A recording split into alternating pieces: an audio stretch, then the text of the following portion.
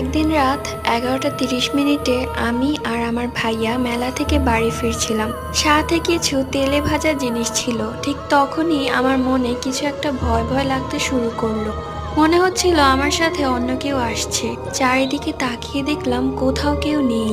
তখন আমরা দ্রুত হাঁটতে শুরু করলাম। কিছুটা যেতে যেতে মনে হলো সামনে দিয়ে কিছু একটা চলে গেল। তখন আর বুঝতে বাকি রইলো না এটা কি। তাই আমরা দ্রুত বাড়ি চলে এলাম। আর আমার কাছে ছিল তেলে ভাজা জিনিস, যার জন্য আমার সাথে এমনটা হয়েছে।